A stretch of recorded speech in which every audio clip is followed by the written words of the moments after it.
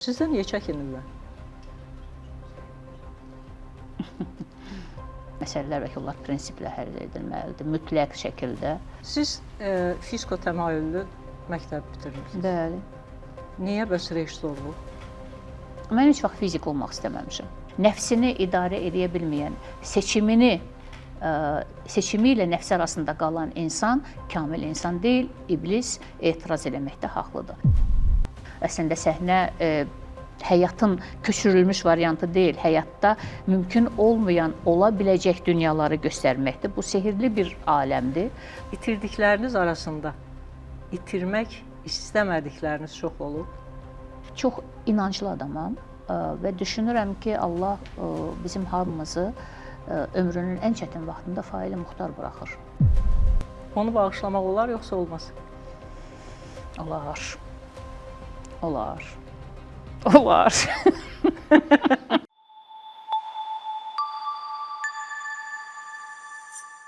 Mehriban xanım, əvvəlcə çox sağ olun ki, müsahibəyə razılıq verdiniz. Bu sual sizə qəribə görünsə də cavabı mənim üçün maraqlıdır. Sizdə niyə çəkinirlər? Hər halda qısa bir yaxınlıqdan gördünüz ki, məndə çəkinəcək bir təhlükə yoxdur.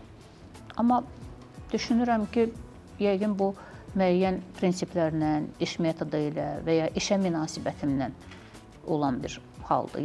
Yalnız işə münasibətimdən olan məsələlər. Çünki şəxsi münasibətdə mən çox normal və loyal adamam. İş təmasında olduğum adamlarla o rahatlıq əlbəttə ola bilmir. Çünki müəyyən məsələlər və yollar prinsiplə həll edilməlidir. Mütləq şəkildə, məqsədli şəkildə həll edilməlidir. Bu iş prinsipindən gələn bir məsələdir məncə. Yəni özünüz də razısınız ki, sizdən çəkinirlər? Yox, çəkinmək deməzdim. Biraz ehtiyatlı ola bilər. Biraz ehtiyat ola bilər. O da olmalıdır. Olmasa mümkün deyil. Çünki mənim peşəm rejissordur.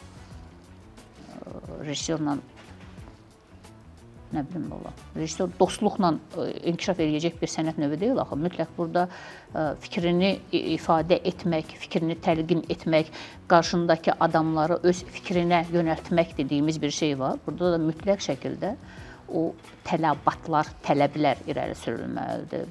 Ona görə çox güman ki, peşə ilə bağlı məsələdir. Peşə və iş prinsipi təbii ki. Siz fiziko təmayüllü məktəb bitirmisiniz. Bəli. Niyə bəs rejissorluq?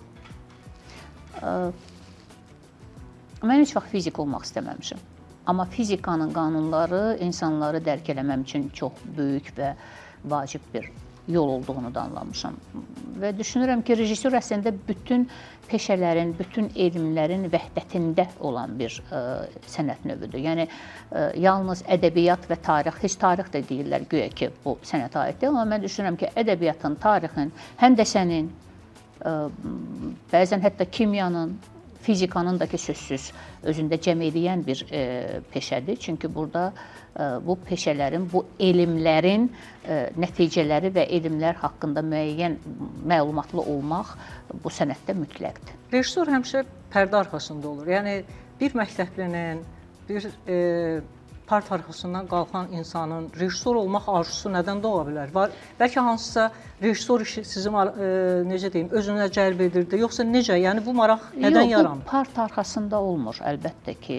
Hərçənd ki, mən özüm qəbul komissiyasında rejissor sənətindən qəbulda olan bir adam kimi, mən də düşünürəm ki, rejissor sənətində mütləq məqsədli gəliş vacibliyi var və bu sənət öz-özlüyündə dediyiniz bir başqa mərhələləri, elmi mərhələləri, yəni elmi məlumat anlamında özündə ehtiva eləməlidir ki, sənin bir başqa pəncərən və baxış bucağın da açılsın dünyaya.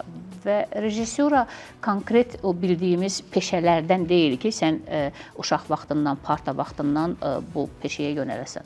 Mənim məsələm, burada fərdi yanaşmalar var. Hərə bir fərdi yolla gəlir. Mənim yanaşmam mənim ədəbiyyatla tanışlığımdan oldu. Mən elə bir ailədə böyüyürdüm ki, mənim atamın böyük və nəhəng kitabxanası var idi. Hərçənd ki, öz ədəbiyyat adamı deyildi. Hüquqşünası?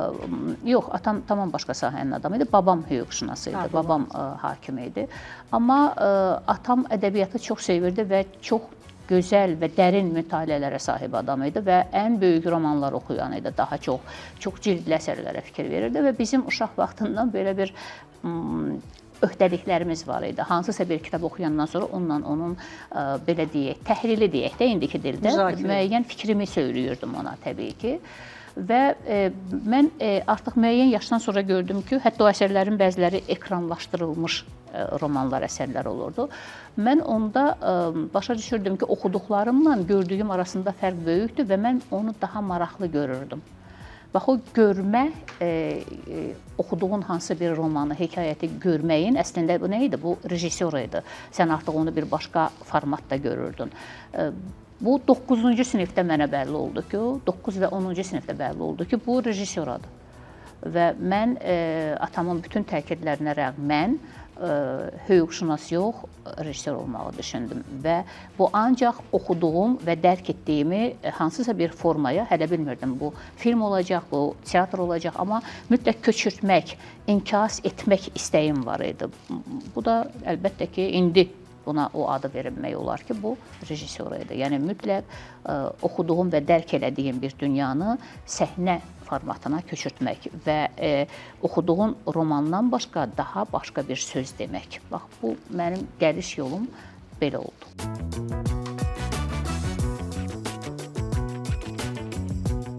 Rejissor aktyoru yaxud da oxuduğu hansısa bir əsəri şəkilləndirir, cürbəcür şəkillərə salır da, belə deyək ki, bu belə olmalıdır, mən bu obrazı belə görürəm. Mən sizi hardasa, yəqin ki, 20 ildən çoxdur tanıyıram, ilk dəfə üz-üzə gəlsək də. Amma Mehriban xanım özünü heç dəyişməyib. Yəni, özümü şəkilləndirməmişəm. Şəkilləndirməyib. Yox, mən özümü şəkilləndirməklə məşğul deyiləm axı. Mən peşəm özümü yox, digərlərini şəkilləndirməkdir. Mənim peşəm özümü şəkilləndirmək deyil axı. Ən azı 20 ilə baxsaq. Nə saç düzümüm odur, nə zahiri görünüşüm. Dediyiniz kimi, yəni 20 il əvvəlki demə, xeyli yaşlanmışam və yaşımı da gizlətmirəm. Yaşımın hər ili də üzümdə görünür. Amma dəyişməmisiniz. Necə dəyişməkdən danışırsınız? Hə? Yəni 20 il əvvəl necə görmüşəmsə, qarşımda gözəl komplimentdir, amma elə deyil. Çox elə sağ olun. Hətta 5 il bundan əvvəlki təsvirlərə baxanda mən xeyli yaşlandığımın fərqindəyəm. Dəyişməyən ancaq xarakter, xasiyyət də deyə bilərdim, amma o da deyil. Niyə? Çünki mən rejissor olanda daha azad və sərbəst idim. Bütün xarakterimlə üzdəydim, amma indi müəyyən oturduğum o kreslo məni hər şeyə dözümlü yanaşmağa yönəldir. Bu məni çox sıxır. Amma reallıq budur. Yəni mən 20 il bundan əvvəlki qədər o impulsiv, o mütləq prinsipial mövqedə özümü indi yerə görmürəm. Daha doğrusu özümü daha çox tək özümə deyil, bir çoxlarının şəkilləndirəcəyini, onların taleyinə bu və ya digər şəkildə müdaxilə edə biləcək bir adam olduğuma görə artıq müəyyən yumşaqlıq və səbir, dözüm mütləqliyi yaranıb məndə. Bu sizin müəyyən mənada azadlığınızı məhdudlaşdırmaq deyilmi? Yetərincə. Yetərincə. Bu yəni o azadlıq o anlamda ki, düşündüyünü söyləyə bilmək və düşündüyünü icra etmək. Rejissor belədir. Rejissor mütləq gördüyü bir şeyi, gördüyü bir quruluşu, gördüyü bir nəticəni almaq üçün istənilən halda qarşısına keçən bütün alaq otlarını vurub, yıxıb, dağıdıb, daşları, maneələri keçərək məqsədinə doğru getməlidir və onun gördüyü dünya, bütün başqa komandalar, bütün başqa o sintetik sənətdə də hər şey onun görümünə xidmət eləməlidir. Çünki tamaşa rejissorundur. Sən aktyorla da, maşinistlə də, səs rejissorla da, işıq rejissorla da məqsədinə doğru yola çıxmalısan və əlbəttə sənə mane olan hər bir şeyi dəf eləməlisən. Bu, böyük anlamda bu peşənin ən vacib məsələsidir. Təbii ki, istedadsız oyuna qarşı getməlisən. Uğursuz aktyorla ola bilsin ki, bu rola uyğun gəlmir, ola da bilsin peşə etibarilə uyğun gəlmir. Yəni, bütün bunları dəf edərək nəticənin yaxşı olmaq üçün çox belə mətin, israrlı, amansız addımlarla yol getməlisən. Amma bədii rəhbər dediyiniz azadlığı tam icra edə bilmir. Çünki o artıq tək özünə və öz tamaşasına deyil, böyük bir heyətin taleyimi deyim, həyatımı deyim, varlığımı deyim, məşğulluğumu deyim, bütün bunlara cavabdehdirsə, hamı üçün yer qoymalıdır. Və sizcə insanlar bu azadlıqdan məhrum olmağı niyə sevə-sevə qəbul edirlər? Azadlıqdan məhrum olma. Əvvəla dediyiniz adamlar əgər azadlıqdan məhrum Yəni olmanın... yaradıcı insanların, bayaq qeyd etdiyimiz məsələdir. Yaradıcı, sizin yaradıcılığınıza bir məhdudiyyət var da, müəyyən dediyiniz kimi. Yox, bilirsiniz necədir? Yaradıcılığa məhdudiyyət mümkün deyil. Yaradıcılığıma mane olan reaksiyalar var. Yaradıcılığıma mane olan faktlar ola bilər. Amma bu mənim böyük mənada zamanımı ala bilər. Mənim müəyyən mənada belə deyək də, prinsiplərimi biraz yumşalda bilər. Bu artıq müəyyən bir tituldur, vəzifədir, müəyyən bir öhdəlikdir. Hərçənd ki, mən düşünürəm ki, mənim heç kim qabağında öhdəliyim yoxdur. Mənim öhdəliyim ancaq teatr önündədir, teatrın tamaşaçısı önündədir. Çünki tamaşaçını teatra gətirmək lazımdır, tamaşaçıya daha ciddi sənət növü göstərmək lazımdır və onu teatr dediyimiz bu ecazkar, əslində çox ecazkar bir dünyadır. Əslində səhnə həyatın köçürülmüş variantı deyil, həyatda mümkün olmayan, ola biləcək dünyaları göstərməkdir. Bu sehirli bir aləmdir. Onu sehirli olaraq, qutu olaraq tamaşaçıya təqdim etməkdir.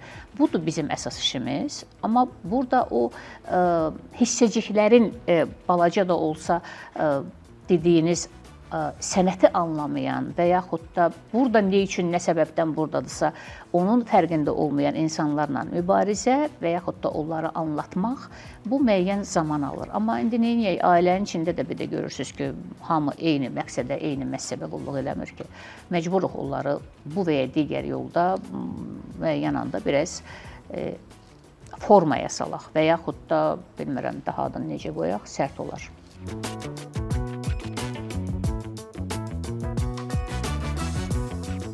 Mehriban xanım, sizin müsahibələrinizin birində belə bir fikriniz var idi ki, ailədə ən çox atama mən bənzəyirəm.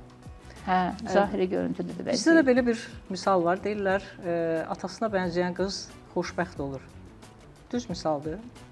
Valla baxır kim xoşbəxtliyi nədə görür? Nədə görürsünüz? Xoşbəxtlik nədir? Bir rejissorun gözündə Mənim peşəm məni yetərincə xoşbəxt eləyir. Bax, ayın 14-də İblis və tamaşasında mən səhnəyə çıxdım, bu Baklon deyirik də. Mən sizə bir şey deyim, mən amfiteatrlar 2-ci və 3-cü mərtəbə deyək də, qaynayan tamaşaçını, özü də gənc nəsli gördüm. Mən ora qədər olan o müəyyən problemlər, xıltlar, müəyyən o narazılıqlar, nələrsə var idi, müəyyən problemlər məni üstələmişdi. Amma mən həmin anda tamaşaçı alqışını gördüm və gənc nəslin Hüseyn Cavidə olan o marağını gördüm. İnanın, əgər xoşbəxtlik deyilən bir hiss varsa, mən həmin anda xoşbəxt oldum və həmin anda bütün qayğılarım yox oldu, getdi. Və həmin tamaşaçılar teatrın qabağında aktyorları yaxından görmək, onlara toxunmaq istəyi üçün tələbi ilə yarım saatdan artıq dayanıb onları gözləyirdəsə, mən başa düşdüm ki, deməli çox doğru, gərəkli bir iş görmüşəm. Bu bütün pafosdan, bütün o belə təmtəraqdan uzaq bir şeydir. Məni tamaşa, premyera günü aldığım impuls qədər xoşbəxt edən bu dünyada heç nə yoxdur. Mən Sankt-Peterburqda Hüseyn Cavidi, o şimaldan ki, Cavid bir düşmən kimi aparılmışdı, gəlmişdi, ölmüşdü. Mən o Cavidin dilini, sözünü orada Azərbaycan dilində, İmperator teatrında və orada nümayişdən sonraki o alqışları görəndə mən də oradan xoşbəxt idim. Mən ölkə başçımın imzası ilə aldığım dövlət mükafatını alanda mən xoşbəxt idim. İnanın, bu məsələlər elə-belə deyil.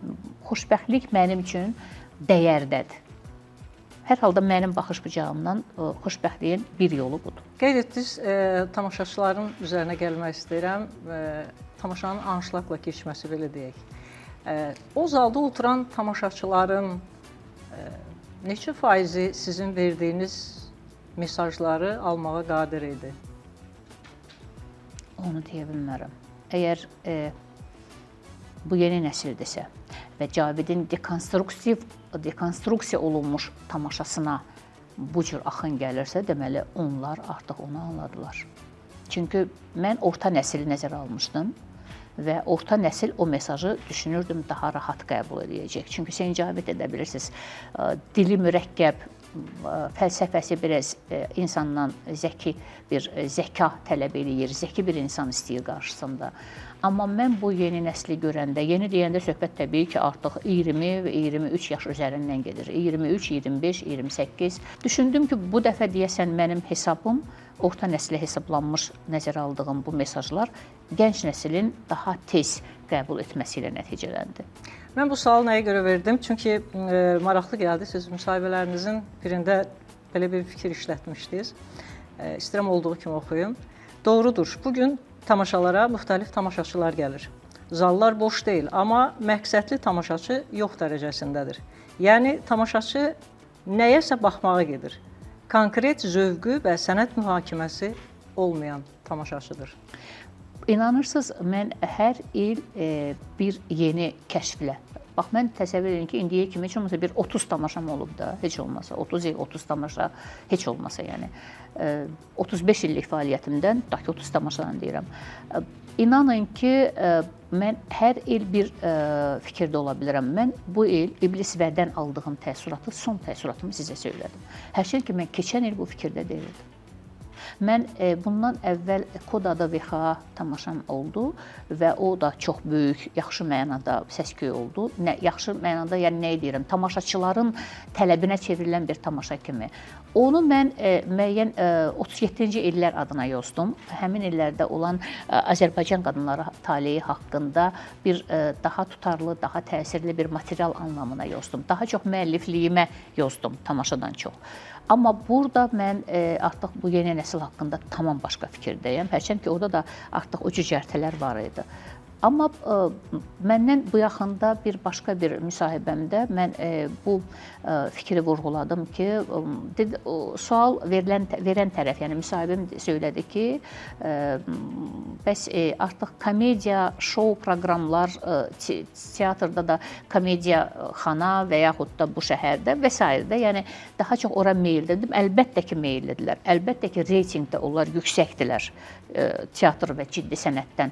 Tamaşaçının çoxu əslində elə gülməyə, istirahətə gedir. Amma balansın bu tərəfində mən gördüm ki, teatr axı hər adam üçün gələcək bir yer deyil, hamının üst tutacağı bir yer deyil. Bura gələn istənilən halda müəyyən bir hazırlıq mərhələsini özündə qət edib gəlməlidir. Bura teatrdır. Bu film deyil, sadəcə seyr edəsən və artıq ondan sonra təəssüratın yarana. Sən ən azı müəllifin kim olduğunu bilməlisən. Sən müəllifin bəhs etdiyi o qlobal bir mövzunu, Cavid də çox qlobal mövzulardan yazırdı və o haqda müəyyən bir fikrin artıq yetişməlidir və ondan sonra baxdığın bir şeyə adekvat reaksiya verə bilərsən. Teatr əslində canlı sənətdir, amma intellektual sənətdir. Təbii ki, o yönə gedən tamaşaçı bura gəlmir. Amma bəzən bir ara belə bir qarışıqlıq oldu. Yəni teatrda məhz komediya, gülmək üçün gedən tamaşaçılar da var idi. Amma mən son zamanlar artıq çox ciddi materiala baxan tamaşaçını görürəm. Bu məni çox xoşbəxt eləyir.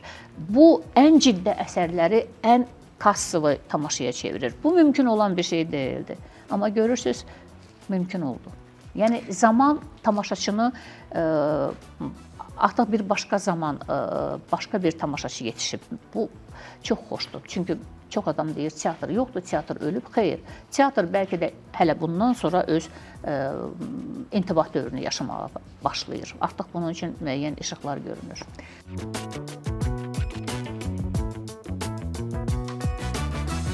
Bərvaham, 70, 80, 90-cı illərlə müqayisədə hal-hazırda sanki bir kosmik əsrdəyik. Dünya tamamilə dəyişib, dəyərlər tamamilə dəyişib və yəqin siz də razılaşarsınız ki, hətta bizim necə deyim sizə, onurğa sütunumuz kimi hesab etdiyimiz mental dəyərlərimizdə də müəyyən dəyişikliklər artıq biz görürük. Yəni baxış bucaqları dəyişib, daha doğru desək, pərdə arxasına keçiblər bir çox bizim keçilməz dediyimiz məsələlər. Bax, bir rejissor kimi pərdə arxasına keçən bu dəyərləri, bu mental bağlılığı yenidən pərdə arxasından səhnədə tamaşaçıya çatdırmaq necə bir cəhd tələb eləyir? Mümkündürmü ümumiyyətlə? Tamaşaçı onu qavramaq istəyirmi, yoxsa? Dünyada heç bir güc zamanla bərabər gedə bilmir. Zaman çox sürətlə dəyişir. Dünənə qədər tabu bildiyimiz şeylər bugün çox rahat bir mövzuya, konuya çevrilib və bu barədə hamı danışa bilir. Dünənə qədər bəlkə də ölüm hökmünə layiq olan adamlar bugün şərtə cəzalarla, yəni bilirsiniz, zaman artıq o dünən verdiyimiz dəyərləri bugünkü dəyərlər arasında. Yəni dəyərlər dəyişir, artıq münasibətlər dəyişir. Bunu saxlamaq, bunu regulə etmək, bunu qadağan eləmək mümkün deyil. Bunu yubatmaq olar, bunu tələsdirmək olar, amma bunu tam yox etmək anlamında məncə mümkün olan bir şey deyil. Teatr, illat da ki, teatr bunu etmək öhdəçiliyi deyilən belə bir şey yoxdur. Teatr, yenə deyirəm, həyatdan tam fərqli olaraq həyatda olan hadisələrdə görünməyən işığı göstərə bilmək, bir başqa dünyaların olduğunu göstərmək, arxetipləri oyatmaq, başqa bir dünyanın varlığına səni inandırmaq, real ağ-qaranın içindən rəng göstərmək, mümkünsüz dünyalara yol olduğunu göstərmək deyilən belə bir missiyası var. Ona görə mən o mental dəyərlərlə teatra heç vaxt yanaşı qoymamışam. Əgər dediyiniz qədər bu mental dəyərlər və teatrla yanaşı qoysaq bu məsələləri, bizim mental dəyərlərin içində ümumiyyətlə, əgər dinlə də bunu bağlasaq, ümumiyyətlə səhnə, teatr bu qadağan olunan bir şeydir, bu mümkün olan bir günahdır, düzdür? Və biz o günahı, ən böyük günahı, əgər dini aspektdən baxsaq, mən bu dini aspekti qəbul eləmirəm, amma hər halda dini aspektdən günah bildiyimiz bir şeyləri qəbul edirik və gəlirik, deyirik, səhnədə bizə mental dəyərləri göstər. Bu doğru şey deyil axı. Bu dünyavi bir sənətdir. Dünyavi sənət də inkişaf edən bir sənətdir. Bu insan faktoru üzərində qoyulan bir sənətdir. İnsan dəyişirsə, insan əxlaqı dəyişirsə, insan düşüncəsi dəyişirsə, sənin ona yanaşman da dəyişəcək. Yüksək bir sənət növünün arxasınca düşərək mental dəyərlər axtarmaq, bu heç doğru şey deyil. Amma bizim gücümüz nədə çatır? Biz özümüzdən sonraki gələcək nəsli genetik kodlardan qopmaması üçün əlbəttə o şeyləri daha çox təbliğ eləməliyik ki, o onurğa sütununu zədələməsin. Əksinə, nə qədər mümkündür, bir o qədər salamat saxlamağa səy göstərək. Amma yenə deyirəm, teatrın belə bir öhdəliyi yoxdur. Teatr konkret olaraq sənət növüdür. Bu sənət növü dünyada gedən sənət növlərindən kənarda qala bilməz və biz tutaq ki, bugün 30-cu, 40-cı illərin bir hadisəyə, tutaq ki, bir konkret bir müəllifin əsərinə olan bir traktovka, bir rejissor yanaşması ilə bugün biz bunu eləyə bilmərik. Hətta aktyor ifası belə eyni ola bilməz. Çünki bu artıq konservativ bir yoldur. Çox zaman klassikaya konservativ baxışla baxanlar deyir, o 50-ci illərdə, 30-cu illərdə bu məsələlər başqa cürdür. 30-cu illərin düşüncəsi indi yoxdur və insanlar 30-cu illərin, 50-ci illərin düşüncəsinə getmək istəmirlər, oradan çıxıblar. Mən istənilən halda mən kosmopolit deyiləm. Mən də etnik kökümə, koduma bağlı adamam, amma mən bunu zor bahasına, qadağa bahasına və mütləq geriyə qayıtmaq bahasına eləmək istəmirəm. Hesab eləyək ki, məsəl üçün siz iblisi yenidən canlandırmalısınız səhnədə. Və bugün sizin tamaşaçı auditoriyanız, teatrın tamaşaçı auditoriyası çox qarışıqdır. 80-lərdən də var, 90-lardan da var tamaşaçı, hətta 70-lərdən də var və yeni nəsil də var. Hansı ki, yeni nəsil 70-ci, 80-ci illəri çox uzaqda görür və ümumiyyətlə fikir tamamilə fərqlidir. Yeni nəsildə, bu Z nəsli deyək, adına, nə nəsli deyək. Bir rejissor kimi, bax bu ortaq nöqtəni necə tapmalısınız ki? Mən artıq tapmışam axı onu. Yox, necə tapmışsınız, belə deyim. Necə tapmışam? Hər iki nəsil bunu qəbul edə bilsin. Kamil insan modeli dağılıb. Kamil insan modeli dağılıb. İblisi hansısa bir şeytan buynuzlu bir varlıqda yox, özündə axtarmalısan və bu kamil insan modeli dağılıbsa, nəfsi arasında əgər hansısa bir seçimini edə bilməyən insan varsa, bu artıq iblis yox, iblislərin artması deməkdir və bu mənim bu dəfəki quruluşumda kamil insan modeli dağılmış Arif var.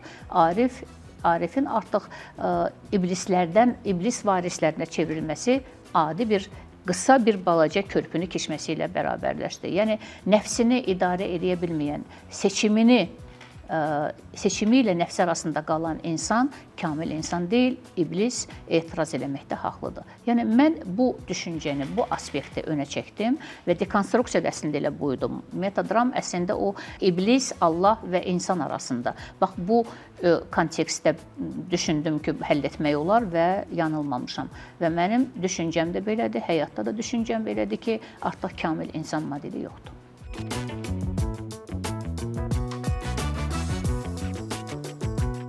Mehriban Ələkbərzadə rejissor olmasaydı, kim olardı?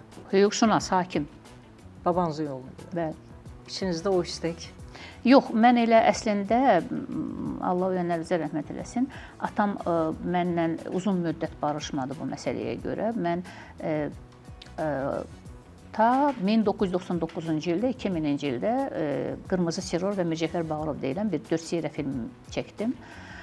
İlk dəfə bədii bir obraz olaraq Mircəfər Bağırovu Fuad Poladov oynayırdı.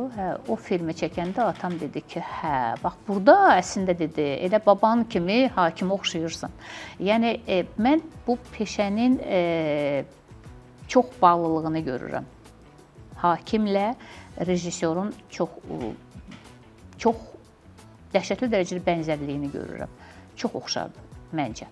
Ona görə 100% əminəm ki, rejissor olmasaydım hakim olacaqdım. İnsan öz azadlığının çərçivəsini sizcə necə müəyyən etməlidir? Azadlıq özbaşınalıq deyil.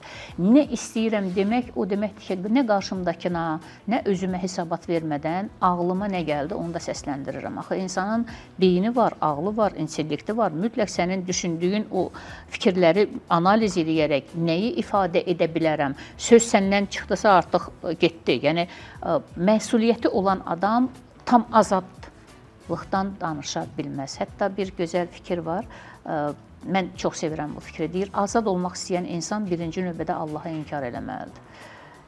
Bu ateist yanaşması deyil. Bu o deməkdir ki, mən nə istəsəm desəm, heç bir ölçü, heç bir götür-qoy eləmədən deyirəmsə, deməli mənim üçün də Allah xofu yoxdur. Mən kimə desəm böhtan ata bilərəm, kimə desəm şər ata bilərəm, kimə haqqında nə fikir desən səsləndirə bilərəm. Bunun üçün cavabdeh deyiləm. Və içində Allah xofu olan adam axırda Allah qarşısında dayanacağıq. Yəni atdığın və yanlış böhtanlara, şərlərə görə cavab verəcəksən. Mən içində Allah xofu olan insanı vicdansız adam kimi hesab edə bilmərəm. İçində Allah xofu olmayan insan vicdansız adamdır. Vicdansız adam dediyiniz özbaşınalığı seçə bilər. Amma vicdanlı insan o dediklərinə müəyyən çəki düzən verəcək. Ona görə mənim üçün azadlıq, dediyiniz o azadlıq özbaşınalıqdır. Azadlıq insanın ruhunda olmalıdır. Seçimini etməyə bacarmalıdır. Seçiminin dalınca getməyə bacarmalıdır. Ruhun azad olmalıdır. Ruhun azad deyilsə, sən daim kiminsə qərəzinə çalışırsansa, o azadlıq o insanın içində ola bilməz, çünki onun içində vicdan da yoxdur. Azadlıq və vicdan bir yerdə olmalıdır. Müsahibələrinizdə bir yaxşı fikriniz də var. Demişsiniz ki, həmişə seçimi elə etmişəm ki, qazandıqlarım itirdiklərimdən çox olub. İtirdikləriniz arasında itirmək istəmədikləriniz çox olub. Yox, qərara gəlmişəmsə, deməli itirmişəm. Hər halda seçimimi eləmişəm. Mən çox inanclı adamam və düşünürəm ki, Allah bizim hamımızı ömrünün ən çətin vaxtında faili muxtar buraxır və bizim seçə bilmək imkanı verir. Seçim sənin həyat tərzini müəyyən edir. Seçim sənin həyatdan umacaqlarını özündə ehtiva edir. Seçim sənin xarakterini, sənin varlığını bir daha sübut edir. Ona görə seçimimi etmişəmsə deməli düz eləmişəm. Hər halda mən özümə xəyanət edib seçim eləməmişəm. Yəni itirdikləriniz arasında kaş ki itirməzdim dediyiniz yox. Ancaq doğmalarıma çıxmaq şərtindən. Onu da mən idarə eləmirdim, mən həll eləmirəm. Mən yalnız valideynlərimin itkisi ilə barışa bilməyən adamam. Amma o da barışa bilməmək deyil. İtirdiklərim itirilməlidir. Maalesef ki, onlar olub ki, yararlı olmayıb ki, itirmişəm. Amma heyfslənmək deməli seçimimdə tərəddüd eləmək demək olardı. Yox, mən doğru seçim eləmişəm. Ötən günlərə görə gələn günləri qurban verməyə dəyər? Valideynlərimi istisna eləsəm, yox. Valideynlərimi istisna etmədən, ötən günlər mənim üçün çox ağrılı və çox nostalji bir hisslərdir. Amma gələcək hələ nə gələcək onu bilmirəm. Yaşadığımı ikinci dəfə yaşamağa dəyərmi? Onsuz da bir çayda iki dəfə çimmək olur. Televiziyadan 2008-ci ildə tamamilə ayrıldınız. Sizin verilişləriniz olurdu, verilişləriniz gedirdi. Niyə ayrıldınız televiziyadan? Əslində bunun müxtəlif zamanlarda müxtəlif cavablar vermişəm. Amma indi başa düşürəm ki, mənim 80 seriyaya yaxın filmim oldu. Özə bunlar müəllif filmləri idi. Yəni aparıcı düzümü idim çox zaman, müəllif də və rejissor da. Mən istədiyim qədər özümü ifadə elədim. İndi mən xoşum gəlmir bu şeydən, amma hər halda Azərbaycan xanlıqlarını kitablardan elmi populyar elədi. Yəni bu dərs vəsaitinə qədər çevriləcək bir hala gəldi. Yəni gərəkli iş gördüm. Mən tariximizdə qapalı qalan mövzuları gündəmə gətirdim. Onun araşdırmalarını elədim. Bu sadəcə bir film deyildi, bu sadəcə bir veriliş deyildi. Araşdırma idi.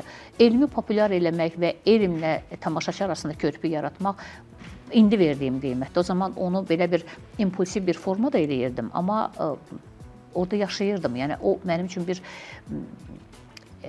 həyat səbəbi idi. Doğrudan da həyat səbəbi idi o çalışmalarım. Bir 80 seriyaya yaxın filmim var. Düzdür, qələbəyə qədər davamı var deyilən müəllif proqramlarım var idi. Bu qələbəyə qədər olmamışdı, yandı. Təbii.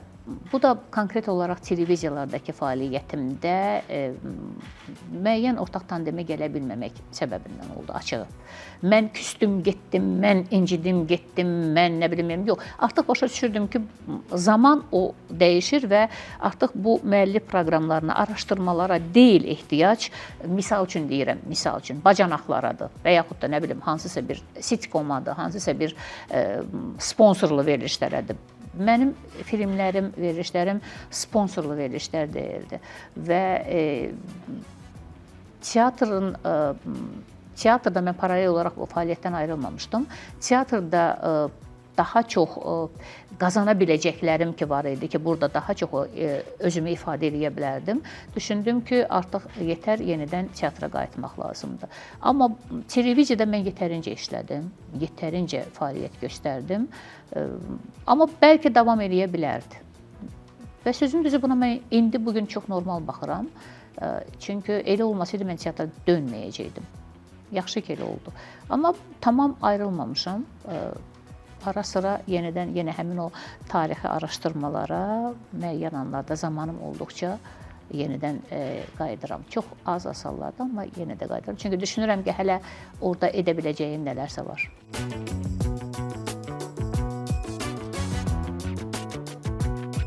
Mehriban xanım, bədii rəhbərsiniz. Bu boyda teatrın məsuliyyəti, yükü sizdən sorulur, belə deyək. Milli teatrda ümumiyyətlə ana teatrı sayılır. Bizim bütün teatrların ana teatrı. Sizi də biraz belə obrazlaşdırsaq, siz bir ana obrazındasınız da, böyük bir teatra rəhbərlik edirsinizsə, deməli, həmin o teatrda ana rolunda, obrazında sizsiniz. Maraqlıdır ki, teatrda çalışan əməkdaşlarla, istər aktrisalar, aktyorlar və yaxud da digər əməkdaşlar, onlarla hər hansı bir məsələnin çözülməsində sizin xarakterinizdən doğaraq verirəm bu sualı. Siz kompromisə getməyi üstün tutursunuz, yoxsa ana, o mental ana dəyərli ki, ana dedi bu belədir, deməli bu belədir? Yox, əvvəla mən yanlış qərar vermirəm. Necə müəyyən edirsiniz? Çünki hadisəyə bir neçə rakursdan, bir həqiqətin 3 rakurs ola bilər, tutaq ki, ona müxtəlif baxışlardan baxılır. İddiası özündən üstün olan adam, tələbləri yaradıcılığından artıq olan adamlarla əlbəttə ki, bu söhbət alınmır. Çünki ən azı tələblər yaradıcılıqdan və dəyərdən, yəni insan özü haqqında əlbəttə hamı özü haqqında böyük fikirdədir. Heç kim deməz ki, mən zəifəm, filanam demirlər. Yəni bu qədər obyektiv baxış olmur. Yalan söhbətdir. Yəni hamı özü haqqında çox böyük fikirdədir. Amma elə bir rejissor yoxdur ki, o istəməsin ki, onun tamaşasında güclü aktyor olmasın. Elə bir rejissor yoxdur ki, tamaşasının daha yaxşı olması naminə ən yaxşı aktyorlara müraciət eləməsin. Bu, bilirsiniz necə, ailənin içində olan söhbəti kənara şou xarakterinə çıxardan aktyor əslində ailəyə xidmət eləmir, evə xidmət eləmir. İstənilən problemi çözmək üçün mən hər adamla görüşürəm. İnsan da belə düşünüb, çağırırsan, gəlin görək məsələ nədir, nəyin narahatlığı var. Adam əgər gəlmirsə, bunu kənarda danışmaq istəyirsə, bu ailənin əleyhinə gedən adamdır. Bu ocağın problemini və yaxud da işin problemini kənarda rupora çevirən adamdır. Ona burada olan heç bir əslində doğru həqiqət lazım deyil. Deməli, o hamıdan yaxşı bilir həqiqəti. O sadəcə bu həqiqəti bir vasitə kimi istifadə edir. Bu doğru bir yanaşma deyil. Biz istənilən halda məsələni həmin adamın doğru olmayan pozisiyasından belə yenə də dinləməyə hazırıq ki, gəlin görək nə məsələdir. Əgər bu adam gəlmirsə, əgər bu adam o müzakirəyə gəlmirsə, deməli içində haqsız olduğunun fərqindədir. O ailənin üz qarası olan uşaq kimi bir şeydir. İndi ailədə də biz ana teatrın missiyasını, ana teatrın funksiyasını nə elədik? Bax, biz bu yaxında çox gözəl bir proje elədik. Bölgə teatrlarının Bakı premyeraları. Teatr ana teatr kimi, ata ocağı kimi bütün bölgə teatrlarına yığdı.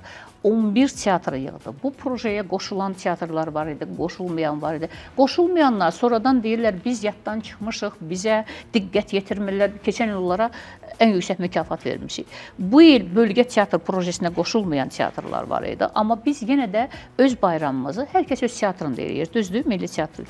Biz yığdıq bütün bölgə teatrlarını bax bu teatra və onların hər birinə müəyyən bir stimullaşdırmaq üçün dəyər də verdik. Ana teatr olduğumuzu bir daha göstərdik və bu teatrların hər birinin müəyyən fəaliyyətində əgər biz önəmli bir, kiçik bir rol oynadıqsa, ya önəmli, ya kiçik, mən düşünürəm önəmli rol oynadıq.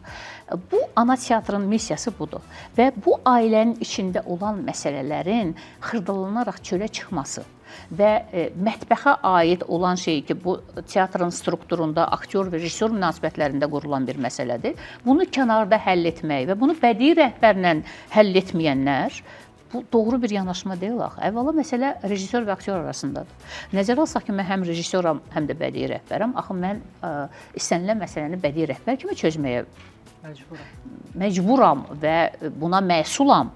Amma bu məsələ belə həll olunmursa, bu daha başqa şou xarakterində həll olunursa, bu artıq əxlaqi və belə deyək, peşə əxlaqından, insan əxlaqından kənar bir məsələdir. Amma yenə deyirəm, yenə ailəmizin bir üzvüdürsə, istənilən halda tamam kəsib atmaq mümkün olmur axı.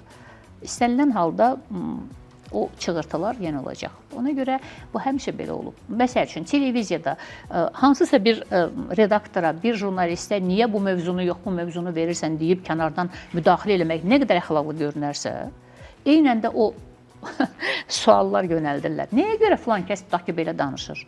Filan kəsə əvvəla teatrın içindən çölə çıxıbsa bu məsələ, bu iş yerində həll etmək istəmir bu adam. Bu kənarda buna səs-küy lazımdır. Səs-küylə ciddi sənət yanaşı dayanmır və mən düşünürəm ki, bunu artıq ailədən kənar bir söhbət kimi qəbul etmək olar. Və bir ana kimi qərarınız susmaq olur. Susmaq deyil, xeyr, susmaq olmadı. Mən narazı olan insanı çağırdım müzakirəyə ki, yəni gəl görək bala haran ağrıyır. Bala gəlmirsə, ağrıyan yeri yoxdursa, şuluqluq eləyirsə, biraz artıq pul qopartmaq istəyirsə bala anasından, biraz artıq nə bilim nə qopartmaq istəyirsə və bunu da səni fakt güya qabağında qoyub kənarda eləyirsə, o balanın əxlaqı yoxdur. Nərman xanım, bugün bir aktyorun yaxud da rejissorun heç nə düşünmədən, yəni rahat yaşaması üçün deyim. Deyə bilərsiniz ki, rahat yaşamaq hər üçün bir anlamdadır, amma normal ehtiyaclarını ödəməsi üçün belə deyək. Bir ay üçün nə qədər qazanc lazımdır? Nəzərə alsaq ki, insan doyumsuzdur. O Hindu fəlsəfəsinə deyilən kimi artıq o qədər hər şey istəyir ki, içində böyük bir deşik əmələ gəlir və doymur artıq. Bunu nəzərə alsaq, doyulmazlıq var. Amma neynəsək də bu sənətdə böyük pullar qazanmaq mümkün deyil axı. Bu mənim sahəm deyil. Maaş və dolanışıqla təmin eləmək, maaş cədvəli, qonorar, bunlar mənim peşəm deyil. Mən yaradıcılıq məsələlərinə baxıram. Yox, aydındır. Və aktyor da bilirsiniz, ümumiyyətlə aktyor nə qədər pul versən də, nə qədər maaş versən də bəs eləmir. Çünki aktyordur. Aktyorun geyimi var, tərzi var, onun görüntüsü var və bu da heç də ideal dərəcədə böyük məbləğ olmur. Aktyorun da ailəsi var, aktyorun da müəyyən istəkləri var. Bu tam ödəniləcək dərəcədə olmur heç bir vaxt. Ona görə aktyorun daim nəsə istəməyi də hardasa qəbul ediləndir. Amma hər şey qanun çərçivəsində həll olunur və burada bir baza yoxdur ki, oradan çıxardıb kiməsə nəsə verəsən. Və çox zaman da prezident mükafatları ki, prezidentimiz sağ olsun, çox böyük dəstək və kömək edir. Yəni teatrlara o maaşlar da əslində dövlət hesabından və qonorarlar da, o dediyimiz prezident mükafatları da, bu da prezidentin fondundan gələn bir yardımdır, köməkdir. Orada da çox zaman aktyorlar unudurlar ki, bu əmək fəaliyyəti və göstərdiyi sənət uğurlarına görə verilir. Bu sabez deyil, bu təcrübəm çoxdur, yaş təcrübəm çoxdur, vaxtı ilə tutaq ki, 30 il işləmişəm, 20 il işləmişəm, mənə verilməlidir məsələsi deyil. Bəs bu daim sənətdə, səhnədə göstərilən fəaliyyətinə görə formalaşır. Əgər sənin bir fəaliyyətin yoxdur, sən il ərzində cəmisi bir tamaşada oynayırsansa, bir digəri isə 20 tamaşada oynayır, 10 tamaşada oynayır. Onların fərqi olmalıdır axı. Biri daim olaraq yenilənir, daha uğurlu gedişlər edir. Biri isə sadəcə 1-2 roldur, onu da artıq geriyə doğru addımlayır. Axı bunların da fərqi var. Ona görə həm onların o tələb yox, istəkləri anlamında normal qəbul edirəm, tələblərini normal qəbul eləmirəm. Çünki istənilən halda teatrın tamaşalarında, repertuarında fəaliyyəti olan aktyorlar hamısı bu mükafatdan pay alırlar. Amma ona bir daim mən almalıyam deyilən bir şey yoxdur. Çünki 70 nəfər aktyor var. Bu 70 aktyorun eləsi var ki, tutaq ki, dünənki fəaliyyətində 30 nəfər aktyor var ki, dünənki fəaliyyətdir, bugünkü fəaliyyət yoxdur. Biz onu da nəzərə almalıyıq. Yeni nəsil gəlir. Onlar da artıq yeni bir həvəslə bu səhnəyə atılır, əməklərini qoyurlar, canlarını qoyurlar. Onlar da nəzərə alınmalıdır. Mütləq ortaq bir tandem olur. Burada İstəsən də de facto olaraq əlindədir. Yəni aktyorun tamaşası, rolu, populyarlığı teatrda, səhnədəki populyarlıqdan gedir. Televiziyada ya proqramlardakı populyarlıqdan getmir. Yəni istənilən halda mən tam dəyərini almayan aktyorların, tutaq ki, tam yaddan çıxmış aktyorları hətta yeri gələndə adam istəyir, onlara da dəyər versin, onlara da bir. Amma bu prezident mükafatı çərçivəsinə girmir axı. Yəni o tamam əmək fəaliyyətinə görə qoyulan bir şeydir. Ona görə o aldığı məvacib və yaxud da dolanışığa nə dərəcədə təsir edir, bu sənət növüdür. Bu dolanışıq yeri deyil, bu peşə həyat tərzidir. Ona görə bu peşəyə həyat tərzi kimi deyil, dolanışıq mənbəyi kimi baxan adam artıq yanlış yerində deyil məncə. Mehriban xanım, Azərbaycanda səhv bilirəmsə düzəldərsiniz, 30-dan çox teatr var bildiyim qədərilə. 26 deyilir, amma 31-dir. Hə. 31 teatr var. 26. Və bugün müasir dövrlə bütün bu teatrların ayaqlaşması kimi bir missiya olsaydı və Mehriban Ələkbərzadəyə belə bir tapşırıq, belə bir missiya həvalə olunsaydı ki, bax bu teatrların, necə deyim, müasir dövrlə ayaqlaşması üçün bir quruluş verməlisən. Hardan başlayardınız? İslahat etmək lazım. İslahat. Quruluş mən rejissor dilində dedim. Yəni islahat aparılmalıdır. Bir rejissor kimi hardan başlayardınız?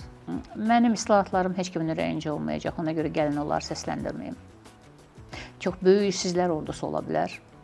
Bu bəlkə də sərt bir qərardır, amma teatrın yaşaması üçün, bir sənət kimi bu bölgədə yaşaması üçün mütləq olan çox güclü islahatlar anlamına gəlir. Mən onu səsləndirməsəm daha yaxşı olar.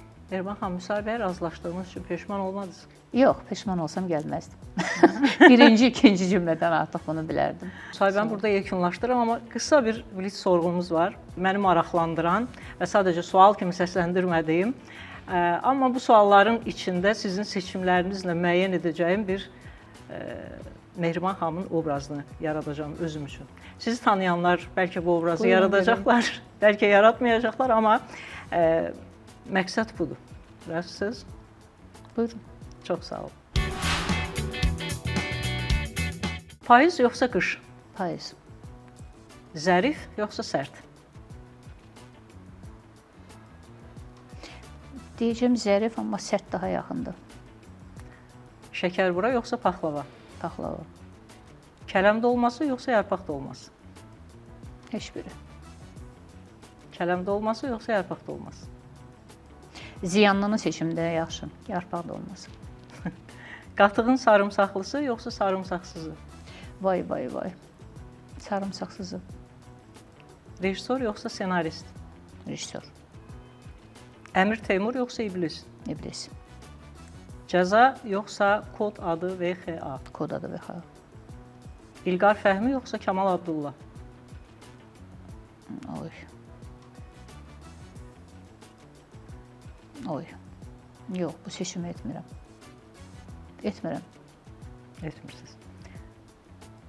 Hacı İsmailov yoxsa Rafiq Əzimov? Etmirəm. Cığallıq edirsiniz. Etmirəm. Yox, cığallıq eləmirəm. Etmirəm. Yaxşı. Xərçəng, əqrəb yoxsa balıq? Qardaşlarımın ikisi də əqrəbdir, ona görə əqrəb. Amma anam və atam da xərçəng idi. Azərbaycan xalçaları yoxsa Azərbaycan aşıq sənəti? Azərbaycan xalçaları. Lahıc yoxsa nic? Lahıc. Dəli bir ağlamaq yoxsa dəli bir gülmək? Yox, dəli kimi varsa heç biri.